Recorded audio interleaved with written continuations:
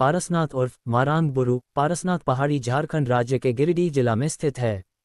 यह झारखंड राज्य की सबसे ऊंची पहाड़ी है, इसलिए संताली इसे मारांग बुरु के नाम से संबोधित करते हैं, अर्थात विशाल पहाड़। मारांग बुरु न केवल विशाल पहाड़ है बल्कि यह संतालियों का कुलदेवता इष्ट देवता है।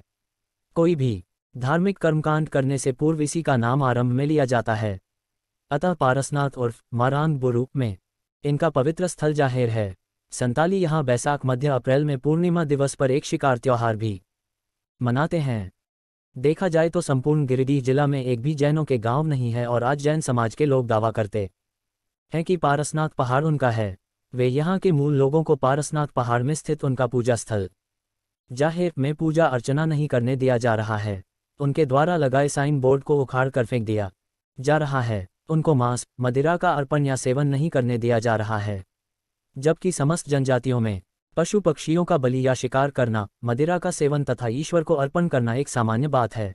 पारसनाथ पहाड़ के चारों ओर कुर्मी और संतालियों का जमीन है। ये यहाँ के खतियानीधारी निवासी हैं।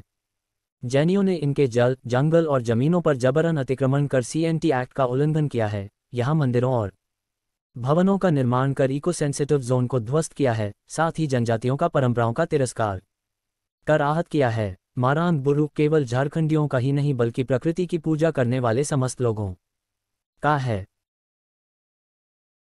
इस पहाड़ का नाम मारांग बुरु से पारसनाथ जैन तीर्थंकर पार्श्वनाथ के नाम पर पड़ा, जिसका जन्म आज से लगभग 2900 वर्ष पूर्व वाराणसी में हुआ था।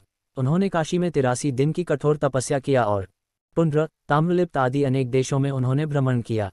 अंत में अपना निर्वाण काल समीप जानकर मारांग बुरु पर चले गए, जहां श्रावण शुक्ला सप्तमी को उन्हें यहां मोक्ष की प्राप्ति हुई। यहां 1946 में जैन समाज के लोग आए और 1978 से लगातार 1992 तक पहाड़ और तलहटी पर मंदिर, होटल आदि का गैर कानूनी रूप में CNT act eco sensitive zone का उल्लंघन करते हुए निर्माण कार्य को अंजाम दिया। क्या कोई बाहर से आकर यदि किसी दूसरे के घर में प्राण त्याग दे तो क्या वह घर उनका हो जाएगा?